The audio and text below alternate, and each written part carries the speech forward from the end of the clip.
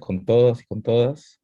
Estamos en la sesión número 5 de Diálogo Latinoamericano a las Comunidades en Perspectiva Antropológica. Y hoy tenemos 3 ponencias y 4 expositores. Y empezamos. Ahora toca presentar a Rogelio Ruiz. Él es doctor por el Colegio de Michoacán, investigador del Instituto de Investigaciones Históricas de la Universidad Autónoma de Baja California. Sus temas de investigación son tendencias historiográficas actuales, historia y memoria, y el antropoceno. Dentro de sus publicaciones más recientes está La colonia rusa en el Valle de Guadalupe, una utopía alcanzada por el futuro. Así que los dejo con Rogelio para escuchar su exposición. Y muchas gracias, Luis. Gracias a la Red Río Común por haber organizado este evento, al grupo de trabajo también de ALA sobre futuro, comunidades y utopías. Deseo compartir con ustedes una presentación. Voy a ver si se puede apreciar ahí. Sí, se ve muy bien. Ok, porque no soy muy ducho en estas cosas. Bien. Voy a hablar del ejido El Porvenir, que es un ejido fundado a inicios de 1938. Es un núcleo ejidal situado en la localidad del Valle de Guadalupe, donde a lo largo del siglo XX se conformaron y se siguen conformando a inicios del siglo XXI diversas comunidades. Es un tema de estudio, el Valle de Guadalupe, para mí, en el cual ya tengo más de 20 años y que me he centrado en distintos momentos, en distintas etapas, en esas distintas comunidades. La más quizá conocida, la más llamativa, la más exótica, es la colonia rusa de Guadalupe, fundada o formada a partir de 1905 con rusos pertenecientes a un grupo religioso molocán. Posteriormente, en 1938, se añadió el núcleo ejidal, conocido como El Porvenir, y después una toma de tierras en 1958 dio lugar a un asentamiento urbano llamado el poblado Francisco Zarco. A la fecha subsisten el ejido El Porvenir, el poblado Francisco Zarco, y esta complejidad étnica, social, se ve también enriquecida por la existencia en las proximidades de este Valle de Guadalupe de 2 comunidades cumiáis, San José de la Zorra y San Antonio Necua, que están muy cercanas. Además, el Valle de Guadalupe es ahorita, lo pueden apreciar aquí en estos mapas, vive desde los fines de los años 90, sobre todo, un boom, un auge por las actividades vitivinícolas y gastronómicas que ahí se desarrollan. Eso ha generado y atraído una serie de inversionistas, de gente con recursos que busca invertir o ha invertido en las tierras, y ha generado, complicado más el panorama en cuanto a tierras, aguas y la serie de recursos naturales, y también disputas que tienen recientemente generan bastante tensiones entre las pobladores. Hay además desde los fines de los años 80 sobre todo, justo atraídos por los cultivos, sobre todo de vid, aunque el olivo ha sido importante también, y algunas hortalizas, ha traído también comunidades de jornaleros que suelen desplazarse entre distintos puntos a lo largo del noroeste del país, procedentes sobre todo de estados del sur de México. Y esto se ve también, se hace más complejo por la proximidad con la frontera con Estados Unidos, que ha generado que de todas estas comunidades que he mencionado, pues estén desplazándose en distintos momentos, en distintas etapas, entre ambos lados de la frontera. Sobre todo las comunidades de los colonos rusos, o sus descendientes ahora, de los ejidatarios del Porvenir y de los pobladores del Francisco Zarco.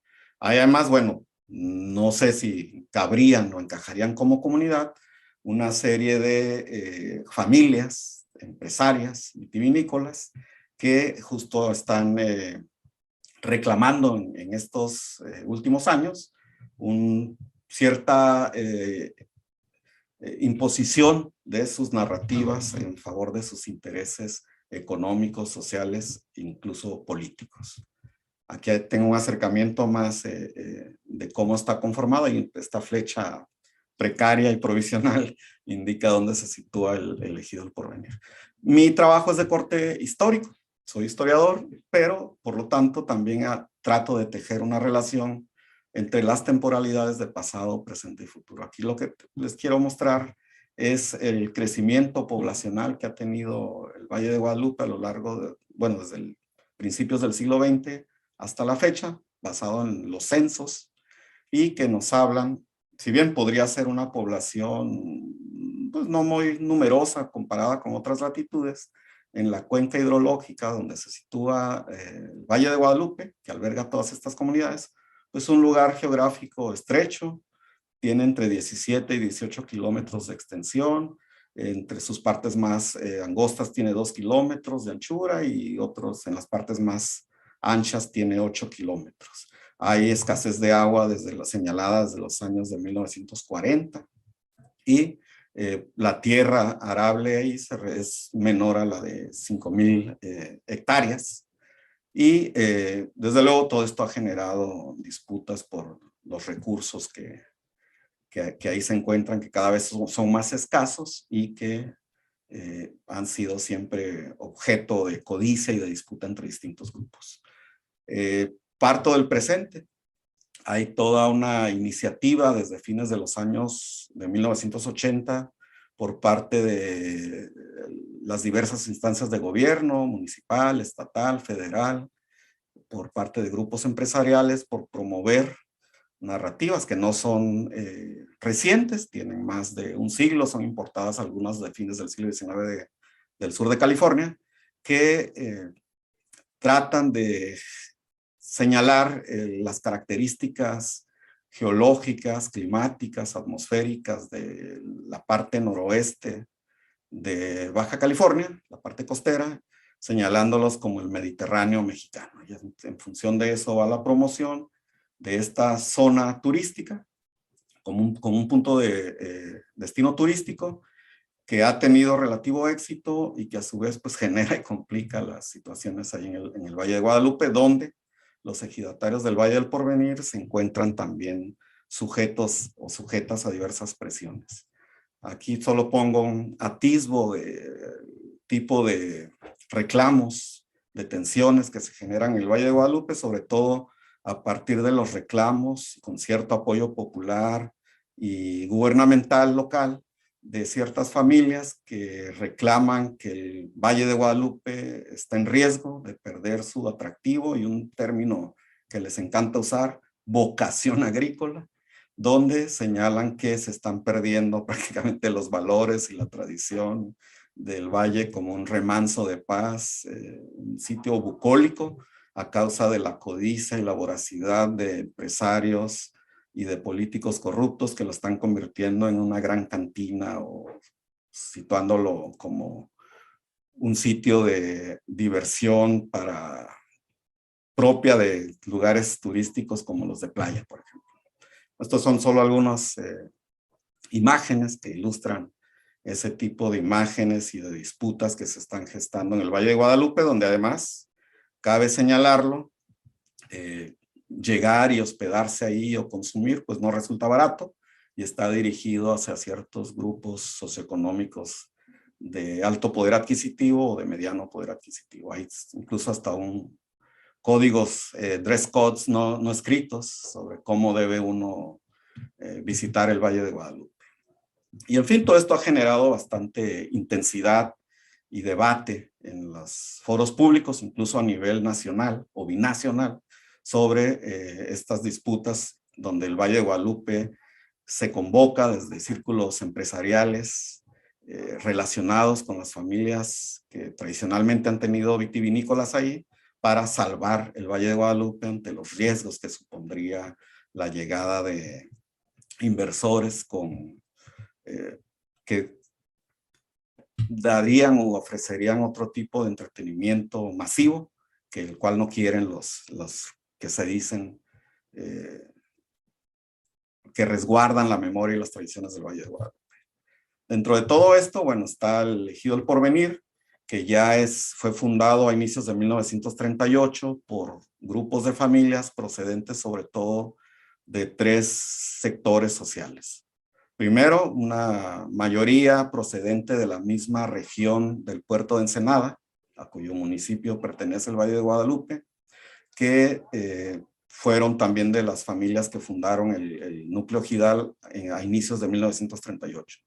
Después tenemos un grupo de familias procedentes del sur de California, es decir, mexicanas o mexicanos repatriados, repatriadas de allá, que se inscriben dentro de las políticas orientadas a la repatriación de mexicanos, promovidas sobre todo durante el régimen del general Lázaro Cárdenas entre 1934 y 1940. Este ejido atrajo a algunas familias que a su vez estaban siendo, durante desde la década de 1920 y fines de la década de 1930, pues recibían cierto hostigamiento en Estados Unidos por su carácter étnico de mexicanos, mexicanas.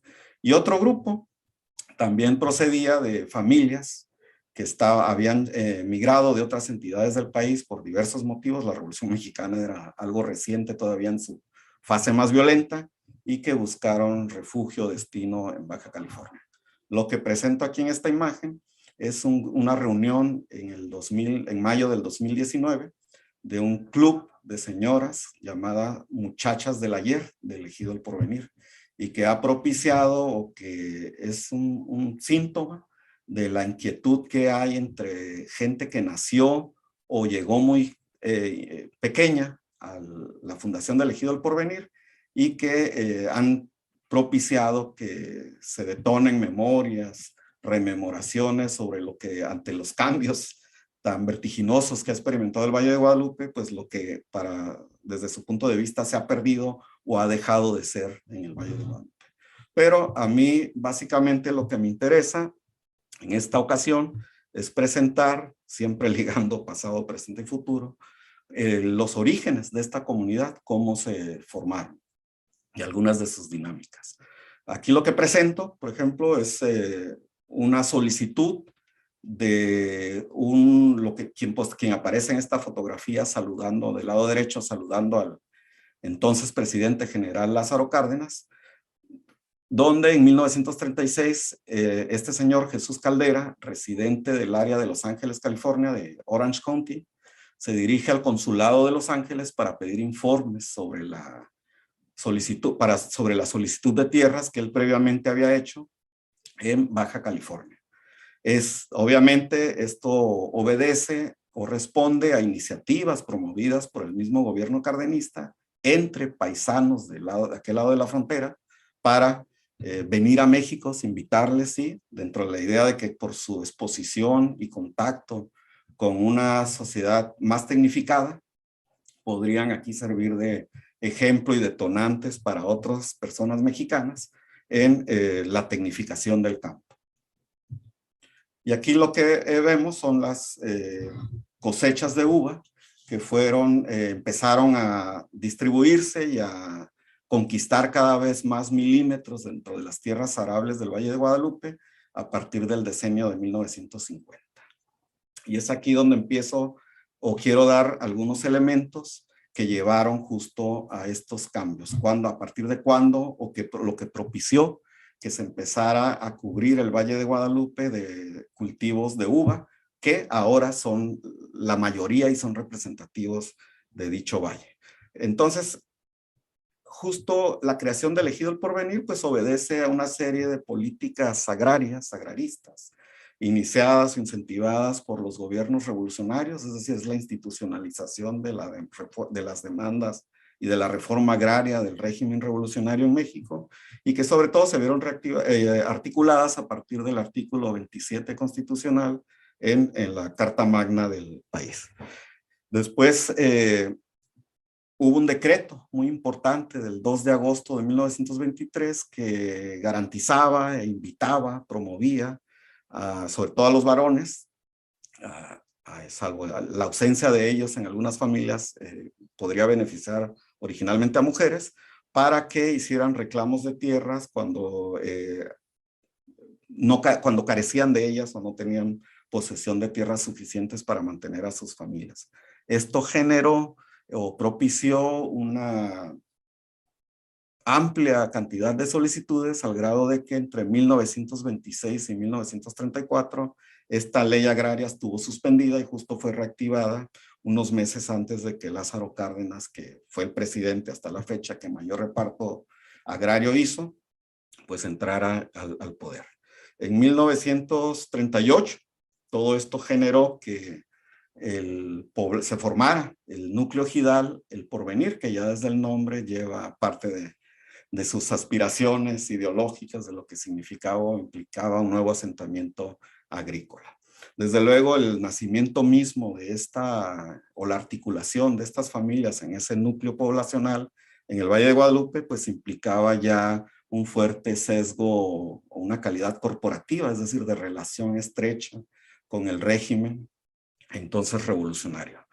Hasta ese momento, en el Valle de Guadalupe, el principal poblado lo constituía una colonia rusa, la colonia Guadalupe, a la que he hecho referencia al inicio de esta ponencia, y que para esos momentos, principios de 1938, tenía aproximadamente 200, 250 habitantes, eran habitantes que también iban y venían entre el área de Los Ángeles y esta parte de Baja California, y había algunos cuantos ranchos nada más cercanos. Entonces, de entrada, no se cumplía uno de los primeros requisitos exigidos en la ley de dotación agraria, el que existiese ya una comunidad en las cercanías que se organizara para solicitar un ejido. Desde luego, todo esto fue o motivó una serie de hechos promovidos con el beneplácito de las autoridades locales y representantes del gobierno federal para salvar todos estos escollos y dar la idea de que sí existía un núcleo de pobladores en esa área que solicitaba tierras. Y desde luego, pues también atrayendo a las familias que aceptaron repatriarse y a las familias que llegaban de Estados Unidos y que quisieron organizarse bajo esta unidad agraria que son los ejidos.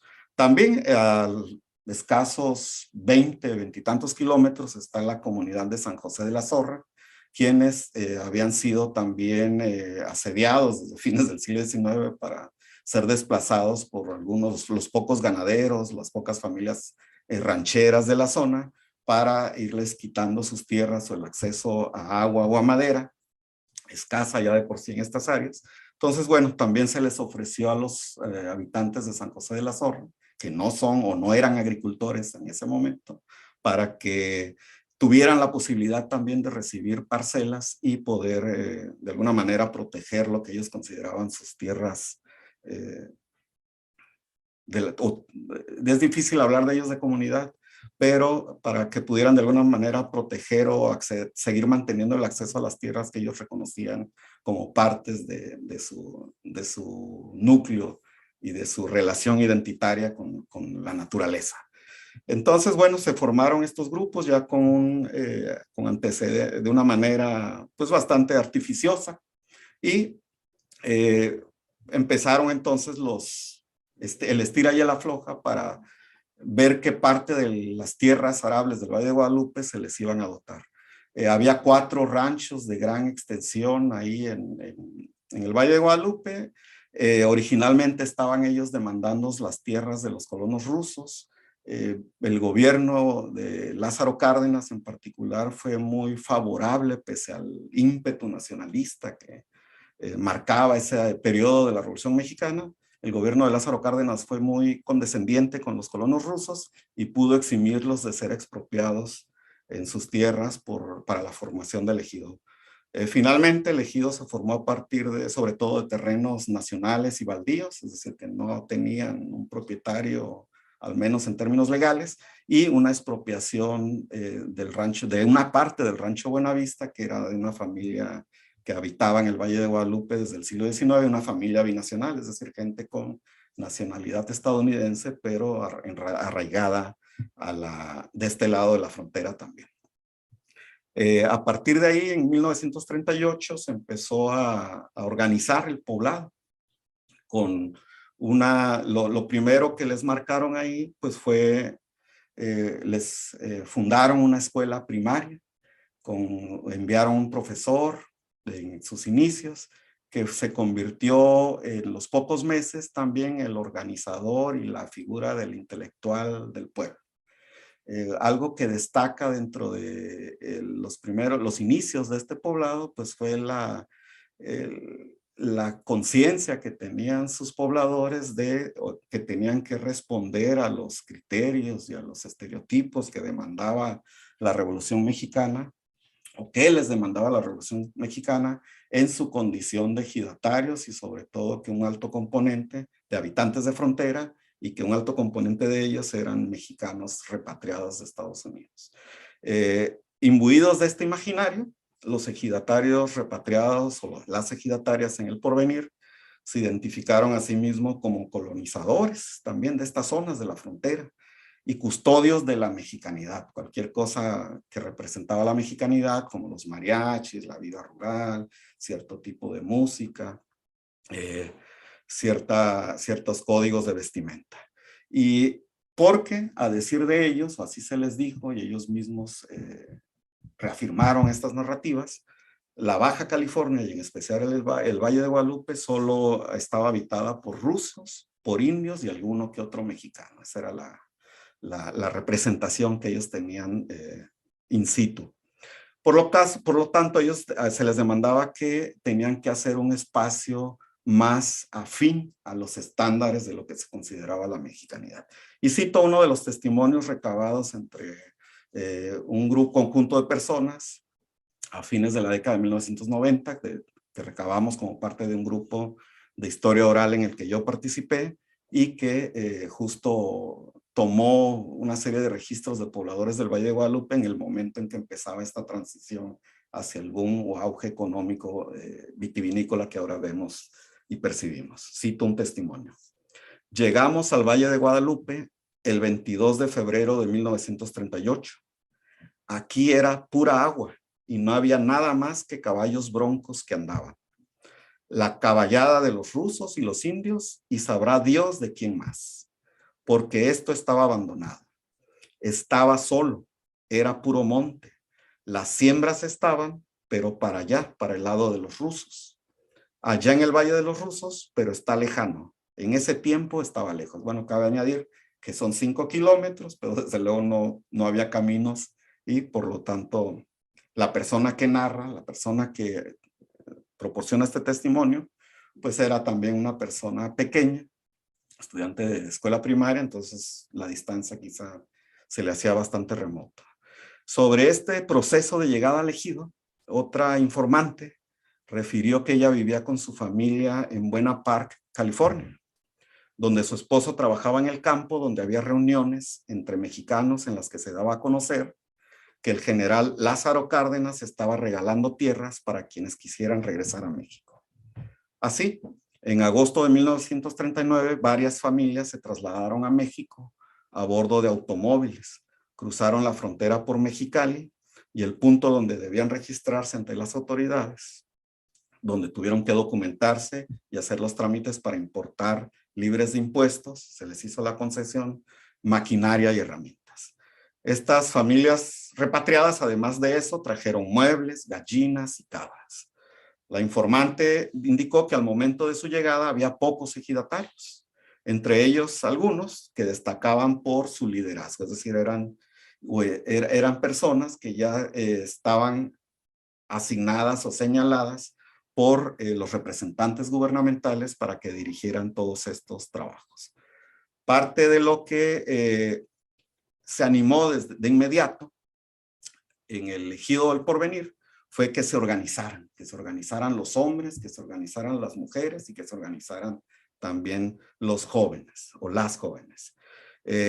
Esta informante recordó que había un profesor de apellido Guirola, originario de El Salvador, pero este profesor era el que organizaba los festejos patrios con bailables, poesías y obras teatrales.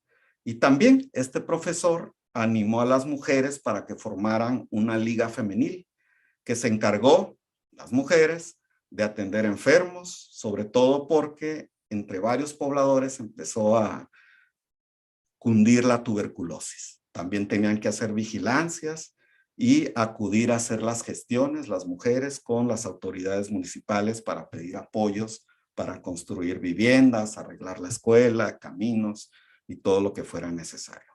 También fundaron una tienda para poder abastecerse de los enseres mínimos y víveres para subsistir en esta zona. También el profesor, le correspondió al profesor, el intelectual de la comunidad en ciernes, enseñarles cómo administrar el negocio y cómo hacer cuentas, cómo llevar sus cuentas y empezar a trabajar también en la cuestión de servicios. Hasta ese momento, y esto lo subrayo, lo que predominaba como siembras, cultivos en el Valle de Guadalupe eran la cebada y el trigo y algunas hortalizas. Fue a partir de la siguiente década, de la década de 1940, y sobre todo de manera manifiesta en la década de 1950, cuando por gestión, intervención de las vitivinícolas que estaban localizadas sobre todo en el puerto de Ensenada, distante a 20 y tantos kilómetros de ahí del Valle de Guadalupe, que empezaron a promover y a sentarse incluso algunas primeras vitivinícolas en el Valle de Guadalupe y a promover y sufragar la siembra, el cultivo de uva. Entonces eso es un aspecto también que hay que considerar y subrayar. Esta memoria de los ejidatarios repatriados estaba permeada por la convicción de que les correspondía a ellos, subrayo, representar los roles asignados desde el discurso oficial. Los repatriados en especial, las repatriadas, se autoconcebían como baluartes de la mexicanización de la frontera con Estados Unidos en una época en que ideólogos del régimen, aquí cito a Gilberto Loyo, el pionero, uno de los padres de la demografía mexicana, se escandalizaban al ver en varias regiones del norte del país, cito, que se hayan poblados, decía Gilberto Loyo, donde no existe ni baile ni regional ni canción vernácula, así como en las películas. Para suplir estas carencias de elementos identitarios siempre estaba el riesgo, todavía el trauma de la guerra con Estados Unidos a mediados del siglo XIX, que costó el 51% del territorio del país. Bueno, pues este temor, esta sombra, siempre estaba presente en las primeras décadas del siglo XX, de que había que establecer líneas de defensa con poblaciones mexicanas en la frontera, a lo largo de la frontera norte y en particular en Baja California, cuya densidad demográfica era relativamente escasa. Para suplir entonces estas carencias de elementos identitarios, pues fueron un baluarte los profesores y programas escolares que buscaban integrar, propagar los elementos performativos de lo que es considerado lo mexicano. En el caso del Porvenir, los festejos patrios, la conmemoración de la batalla del 5 de mayo y de la Revolución Mexicana, fueron los foros donde se significaron las representaciones de lo que oficialmente constituía la mexicanidad.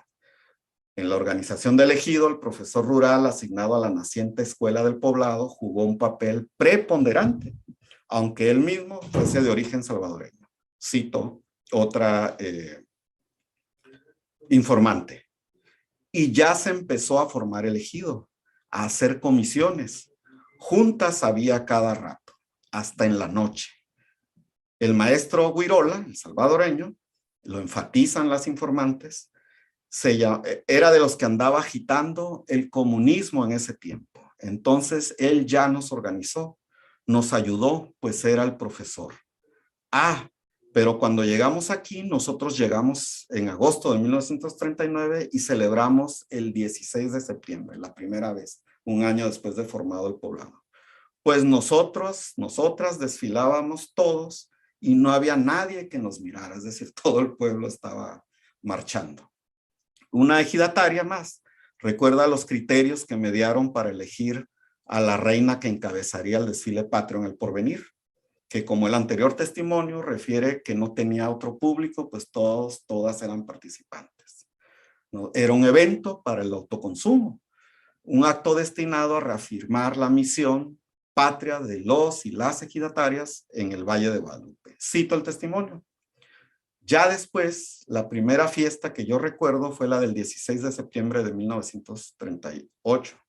En ese mismo año, éramos un puñadito de gente y el profesor, un hombre activo, dijo, vamos a tener reina. estaba un carrito sin toldo. Dijeron, bueno, aquí la vamos a pasear. Y ella se pregunta, ¿por cuáles calles si no había ni gente? Al profesor le gustó que ella fuera, a la que eligieron reina, la que representara y reinara en las fiestas patrias por su pelo largo y porque usaba trenzas muy gruesas. El profesor dijo, ella puede representar una mexicana. Como no teníamos nada completamente, hasta el año siguiente empezamos a hacer nuestras faldas de china poblana y las bordábamos con Shakira, lentejuela, hacíamos nuestras camisas y ya decíamos que teníamos fiestas. Pero ella fue la primera, una mexicana, una muchacha que se paseara y que vaya encabezando el desfile. Y bueno, ya para concluir, porque ya estoy sobre tiempo, aquí lo que quiero presentarles son algunas imágenes justo de esos primeros años, entre las décadas de 1940 y 1950, que nos hablan de lo que las informantes justo han narrado. Buena parte de estas imágenes procede de la página de Facebook del grupo del Porvenir, de gente mayor del Porvenir, que desde Estados Unidos o aquí mismo en México, y no necesariamente asentadas en el Porvenir, han estado compartiendo para recordar ese tiempo que desde su criterio ya no es. Aquí lo que vemos son distintas escenas donde ustedes podrán percibir que hay gente blanca. Esa gente blanca son rusos o rusas molocanas. Por ejemplo, aquí las niñas que están ataviadas como reinas son las niñas blanquitas, son de origen ruso. Los niños también. O aquí los vemos también a la entrada de la escuela primaria. Aquí vemos militares mexicanos, aquí vemos jóvenes rusos molocanes, porque también ellos tuvieron desde un primer momento que asistir a la escuela primaria establecida en el Ejido El Porvenir y de alguna manera tuvieron que lidiar asperezas y empezar a relacionarse en distintos ámbitos que van desde lo económico, lo político, lo educativo, lo cultural.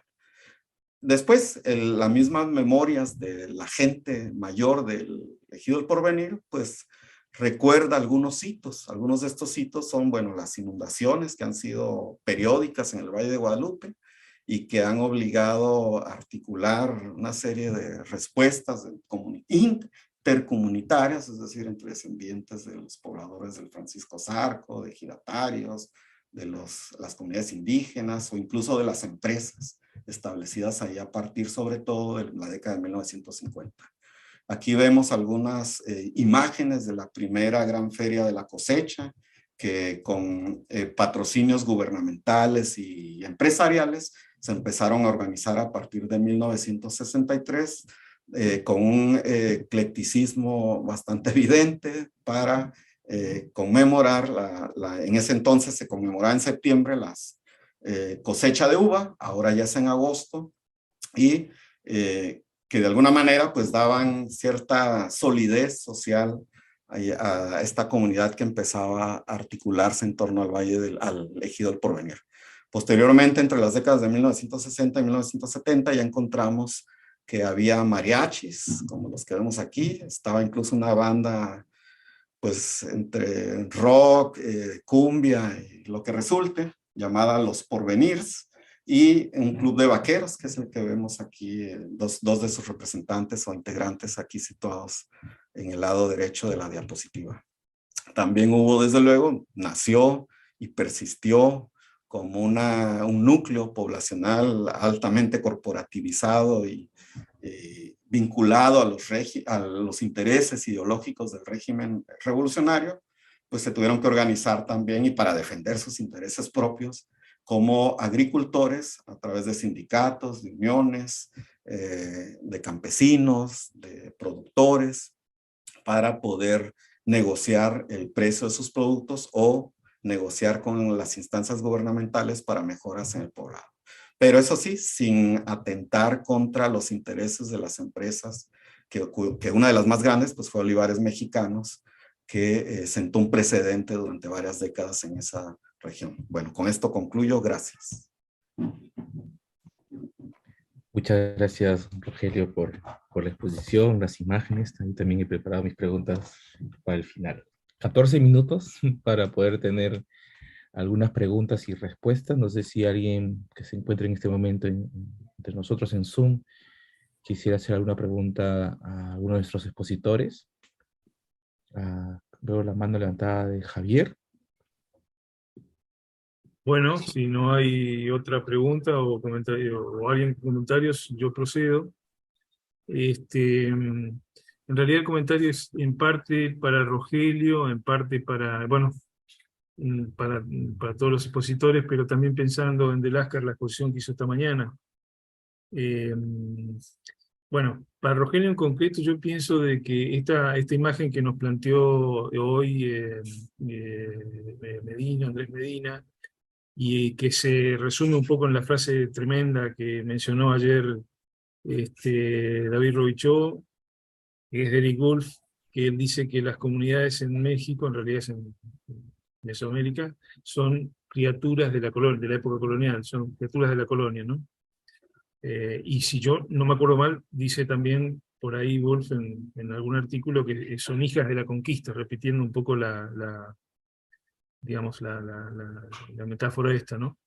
Eh, pero yo pienso que es estratégico y para entender, digamos, inclusive en términos teóricos, la cuestión de la comunidad, cómo algunos ejidos que tienen una constitución diferente a los primeros ejidos, digamos, que fueron constituidos por migrantes de diferentes lugares, por ejemplo, algunos ejidos que conocí en el sur, cerca de Tenosique, en Tabasco, compuesto por migrantes, a ver en qué medida, en qué punto realmente construyen comunidad a partir de orígenes diversos, digamos, ¿no?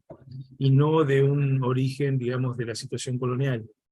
Entonces nos daría para México un panorama ya más diverso en torno a la comunidad y me parece estratégico atender ese asunto y ahí yo veo muy importante tu trabajo, tratar de entender eso.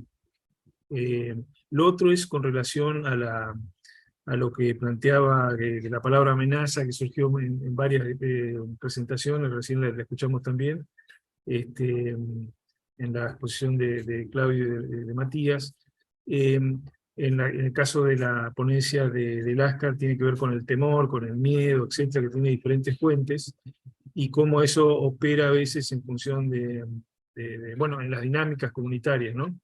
Hay una famosa frase acá borgiana que dice que no nos une el amor sino el espanto, dice una frase notable, ¿no? Como un elemento más. Yo no digo que esto en todas las comunidades funciona, pero sí he visto que es bastante frecuente encontrar un discurso en las comunidades de que la comunidad siempre está a punto de desaparecer, a punto de desintegrarse, hay riesgo de disolución, y yo creo que podemos establecer esa discusión de que forma parte de un discurso bastante recurrente, no necesariamente presente en todos los contextos, y en ese sentido también hay aspectos en tu trabajo, Rogelio, que nos hablan de eso, pero sobre todo el trabajo de Velázquez, ¿no? Tengo un comentario para Ana Vidal también, pero me gustaría que alguien más participe y si hay lugar, luego yo comento para Ana. Gracias. Gracias, Javier. Sí. No sé si hay alguien, si no, yo también tengo mis preguntas para Ana y para Rogelio. Bueno, las hago aprovechando que quedan pocos minutos. Ana, de verdad me ha gustado mucho tu trabajo. Recuerdo un trabajo de cárceles que también yo pude hacer en Perú, en un penal llamado Sarita Colonia, y sé lo complicado que es hacer trabajo de campo, etnografía, ¿no? Y ahí me surgía la inquietud de cómo ha sido tu aproximación metodológica, ¿no? ¿Cómo has hecho tu trabajo etnográfico? ¿Cómo te has agenciado para poder estar y a veces estar sin no estar, ¿no?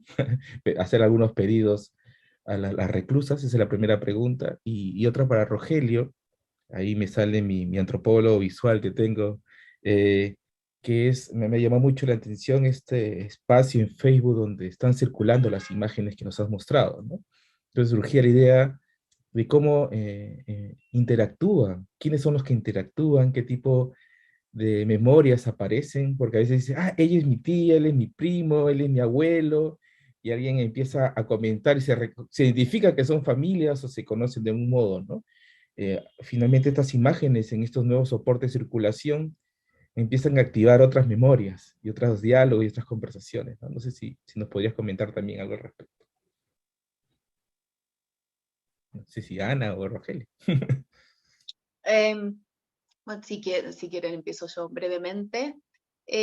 Mira, yo tuve diferentes maneras de aproximarme a la parte como intrapenitenciaria y a la parte postpenitenciaria como de reinserción.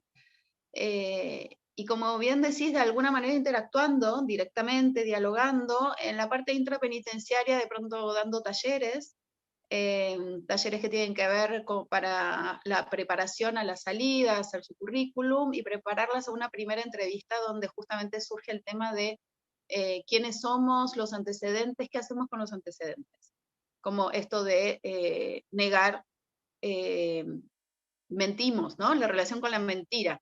Negamos que estuvimos ahí, lo decimos, no lo decimos, qué hacemos, bueno, y ahí es súper interesante el debate que se da entre ellas y un poco lo que puedo hacer yo orientándola siempre como desde la perspectiva de derechos y no tanto del miedo. Bueno, y después en la parte, también en la parte intrapenitenciaria, como estoy en el sector de la capilla, entonces hay mujeres que tienen talleres de tejido o talleres de costura, y las que tejen están en el patio de la capilla todo el día, entre ellas tejiendo, y yo estoy ahí, las observo. A veces estoy, bueno, con la computadora trabajando, pero si no, estoy ahí cerca, sentada en un banco, viendo, observando, y a veces conversando con ellos, o sea, es súper espontáneo y va surgiendo cotidianamente y espontáneamente acercamientos con personajes muy diferentes y con pasados que tienen muchos puntos en común, pero cada tanto aparecen algunos personajes diferentes. Y en el postpenitenciario trabajo también en una casa de acogida para mujeres que salen y no tienen a dónde ir, con lo cual ahí también tengo interacción directa, a veces necesitan algo que me piden concretamente. Entonces nos sentamos sobre todo en la parte de redes de apoyo laboral. Como gestora de redes yo genero redes de apoyo, entonces lo que es apoyo laboral o apoyo terapéutico o apoyo legal, entonces, bueno, me cuentan su inquietud, su necesidad y en función de eso conversamos y hacemos cosas, o si no, simplemente también verlas y ver cómo van manejando su cotidiano, y los desafíos de la reinserción que se van presentando, o también hay redes de abastecimiento, con lo cual tengo contacto con una gran red de mujeres que ya salieron y que yo de alguna manera intento tejer, retejer, para poder hacer que ellas dialoguen entre ellas y ver cuáles son las necesidades y en general si hay puntos en común o no, etc. Así que bueno, eso a nivel de cómo trabajo y cuál es mi tipo de observación. Gracias por la pregunta. Gracias, Ana. Sí, gracias por las preguntas a Javier, Jorge, y también aquí estoy viendo en el chat algunas que rescataron o recuperaron de YouTube, supongo, o de Facebook, no sé de dónde. Bueno, con relación a brevemente, porque queda poco tiempo, con relación a la cuestión que plantea Javier de comunidad, efectivamente, yo de hecho no dejo de tener ciertos reparos o advertencias en qué tan pertinente es el uso del término comunidad para, no solo para los ejidatarios y las ejidatarias del porvenir, sino para en las distintas comunidades o grupos humanos socialmente homogéneos u homogenizados en el Valle de Guadalupe, porque en México efectivamente está bastante mesoamericanizada esa noción. Sobre todo, falta plantear una serie de debates que solo se han dibujado o esbozado de manera muy breve en Baja California para referirse a la conveniencia de usar ese término altamente politizado también de comunidad indígena para las poblaciones Kumeyaay de San José de la Zorra y San Antonio Meca. Finalmente, no pierdo la advertencia de Martin Albrow, el sociólogo inglés, de que el término comunidad también está ligado intrínsecamente a cuestiones relativas a la modernidad. Y yo considero que bajo esas advertencias, pues es pertinente, a falta de otro término o concepto, usarlas.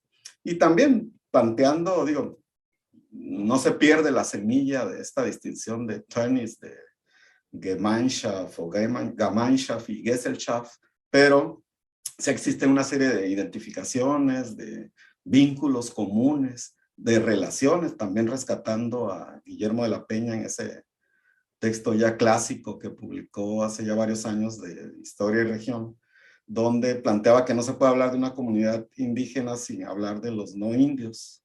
Entonces, aquí también no podemos hablar de una comunidad, la que sea, en el Valle de Guadalupe, sin ver el sistema de relaciones en el que están inmersas.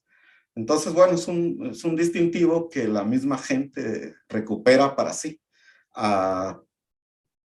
Ya transcurridas 3, 4 generaciones de fundada y con éxito este tipo de núcleo poblacional que responde a criterios de ingeniería social propios de la Revolución Mexicana. Bueno, efectivamente es un tipo de comunidad, pero muy distinta, y en eso ya llevo algunos años tratando de ver esos atributos, características que la hacen o la harían diferente en su diseño mismo, en su composición, a las tradicionales comunidades que conocemos y que más han sido estudiadas ampliamente en México, con origen colonial, efectivamente, pero donde se alcanzan a transponer también una serie de representaciones, de prácticas, conscientes o inconscientes, de lo que representaría la mexicanidad en un escenario de frontera. Y respecto a lo que plantea Jorge, pues ha sido, bueno, no dejo de sentir un mea culpa como saqueador al estar al acecho de estas redes en Facebook, que la misma gente ha tejido para vincularse o restablecer vínculos y recordar colectivamente los años de su infancia o juventud en el Ejido del Porvenir, que también además existe el equivalente para o varias páginas de Facebook para las comunidades molocanas en Estados Unidos y aquí en el Valle de Guadalupe. Entonces, efectivamente, en esta del Porvenir se relacionan, se reencuentran gente de distintas generaciones, donde a partir de las imágenes les detonan recuerdos a la misma gente que estuvo o aparece en las imágenes, o que son descendientes de la gente que aparece en las imágenes. Y lo notable es que también participan o se han involucrado a través de los comentarios y de las referencias, gente de origen ruso o descendiente de los colonos rusos. También se han vinculado, y que residen en Estados Unidos sobre todo, se han vinculado también a través de estas imágenes como detonantes de esas memorias que en intento trato de cristalizar también en historias. Y aprovecho para recoger brevemente 2 planteamientos que hacen, supongo que es de YouTube, alguien, Revista Diario de Campo, que plantea o pregunta si en el trabajo de historia oral hubo oportunidad de conocer a algún integrante del grupo Los Porvenir. No, tampoco sé si existe registro sonoro del grupo, pero seguramente en alguna visita próxima podré interrogar e indagar más al respecto, y las relaciones que tuvieron las poblaciones Kumeyaay en la historia de la formación histórica social del Porvenir. Bueno, San José de la Zorra fue una ampliación ejidal, aunque no son agricultores básicamente, pero se vincularon al menos legalmente, jurídicamente al ejido, y también se han empleado hasta la fecha tradicionalmente no solo en el ejido, sino en otros asentamientos o tipos de asentamientos, sobre todo como jornaleros o vaqueros, o incluso trabajando ya las mujeres, por ejemplo, en el área de servicios que genera la industria vitivinícola.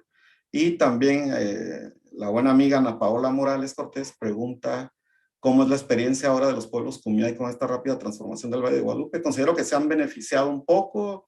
Por ejemplo, han logrado atraer o coordinarse con algunos servicios de turismo ecológico que hace posible, mediante un cobro, que gente visite y haga caminatas y recorridos o conozca fauna y vegetación de manos o de voz de la gente de las comunidades de San Antonio Necua y de San José de la Zorra, pero siempre son el cabo más vulnerable de esta hilo, de esta cadena, y siguen sufriendo el asedio de ganaderos, vitivinicultores sobre sus tierras. Los cercos se siguen recorriendo cada vez más, cercándolos, restringiéndoles el acceso a agua, a tierra cultivable. Entonces, bueno, son los que menos se han, y también no hay esa necesidad o no se percibe de acumulación de bienes y de capitales como si los hay entre la gente que está invirtiendo en el Valle de Guadalupe. Entonces sí son de los grupos más vulnerables. Los ejidatarios y las comunidades originarias en el Valle de Guadalupe no aparecen en estas grandes narrativas entre los dos grupos confrontados sobre la vocación turística y agrícola del Valle de Guadalupe. Es todo por mi parte, gracias. Gracias, Rogelio. Claudio tenía levantada la mano. Gracias, Jorge. Nada más para hacer un comentario y tal vez una pregunta a Rogelio, pero que a lo mejor lo podemos contestar en otro momento en mérito del tiempo que nos queda. Pero el comentario es acerca de algo que, por lo que he escuchado en ambas jornadas, la comunidad como una creación de la modernización, como se dijo aquí recién. Es decir, eso ocurre también en el caso mapuche, por ejemplo, en torno a la construcción de comunidad en relación a los títulos de merced, por ejemplo, que dio el Estado de Chile. La propiedad femenina de la tierra que aparece en la sociedad mapuche junto con la llegada de la institucionalidad chilena, por ejemplo, ¿no? Entonces son cuestiones que la forma de vida, el dato que podría darle es que las comunidades de Panguipulli, por ejemplo, vivían dispersas en una zona precordillerana en donde el territorio incluía el bosque, el lago, etcétera, y que tuvieron que empezar a vivir en comunidad, o sea, en realidad, y eso provocó bastantes problemas al interior de las comunidades y estos roces que comentaba Matías, que son tan clásicos de Panguipulli en el sentido de que no se dieron ahí, pues también tiene razón con lo que comentaba Rogelio del artículo del profesor Guillermo, que mañana estará con nosotros, en torno a que las comunidades no existen sin las que no pertenecen a esa comunidad. Es la vieja idea de Evans Pritchard, ¿no? Sobre los Nuer, que los Nuer eran Nuer porque se diferenciaban de otros. Y eso pues siempre tiene que ver con el tema de la identidad, y en el caso de los ejidos, solo dejo la pregunta, no es necesario que la conteste Rogelio, en alguna otra oportunidad tendremos, pero creo que es una pregunta interesante porque en mi caso yo ahora en mi proyecto postdoc estoy haciendo la historia también de un par de ejidos, y en ese sentido es totalmente diferente la construcción de esa microhistoria que tenemos que hacer, porque los procesos más generales del norte, por ejemplo, lo que muestra en Baja California Rogelio y lo que yo podría mostrar mañana sobre Jalisco, o sea, no tienen absolutamente nada que ver los factores que van dinamizando la historia, porque por ejemplo aquí la cristiada es súper fuerte y hay muertos. Entonces eso te da una impronta también a los ejidos del occidente mexicano, que es lo que estoy conociendo ahora, bastante diferente. Creo que es un tema para conversar. Ahí lo dejo. Muchas gracias, Jorge, por la moderación tan adecuada. Gracias, Claudio. Y Javier, con él cerramos con broche de oro. Solo si hay tiempo, que la verdad que tengo ganas de participar, pero bueno. No, entonces podríamos decir, Claudio, y del lado argentino es igual que las comunidades, digamos, a las que hacemos referencia, son más bien criaturas del Estado, ¿no? Del proceso republicano, digamos. Un poco usando la metáfora, ¿no? Pero por otro lado, tanto para Rogelio y como para Ana, pero Rogelio, como criterio etnográfico, me parece que funciona bien con adecuaciones, y Ana me parece que para pensar la comunidad en el contexto, digamos, carcelario, te puede funcionar. No sé si estás al tanto de los conceptos que se generaron en la psicología comunitaria, de sentido de comunidad. Es decir, ahí está Saracen, está Macmillan y Chavis, son textos de los 70s y 80s, que ellos decían, bueno, ¿qué es la comunidad? Bueno, desde el punto de vista hay un sentido de comunidad que se puede observar, y tiene que ver con un sentimiento de pertenecer a un grupo determinado, ¿no? Que conformado digamos, como una relación importante, y donde los asuntos de la vida, digamos, se resuelven a partir del compromiso con el grupo, desde el grupo surgen todas las soluciones para las situaciones de la vida, tienen que ver con ese compromiso que hay en el grupo para con otros miembros, y de los miembros para con cada quien. Entonces quizás te funcione, no sé si Eso puede ser un criterio, digamos, que también ayude a decidir, bueno, mira, yo no sé si esto es comunidad, yo pienso que la comunidad es siempre un problema, no es que uno puede decir acá existe un objeto llamado comunidad, sino que es un problema que construye el investigador y está en la decisión del investigador, digamos, avanzar con claridad sobre eso. Bueno, es lo que quería decir, no sé si hay alguna otra participación, pero bueno, gracias y gracias Jorge por tu excelente moderación. Gracias a todos, a Ana, Matías, Rogelio, Claudia, Javier, y a todos los que nos han acompañado en la sesión de hoy. Es interesante porque cada uno estamos en temporalidad distintas, horas distintas también. Santiago debe ser las 9 o las 10, si no me falla la memoria. Así que bueno, muchas gracias y un gusto haberlos conocido y gracias al grupo por haber dado la oportunidad de moderar. Así que nos vemos mañana a las 9.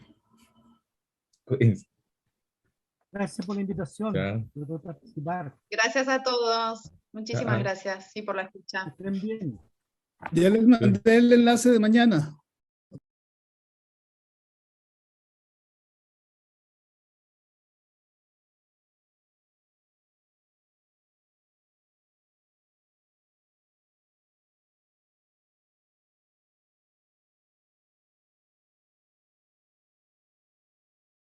Instituto Nacional de Antropología e Historia. Secretaría de Cultura. Gobierno de México.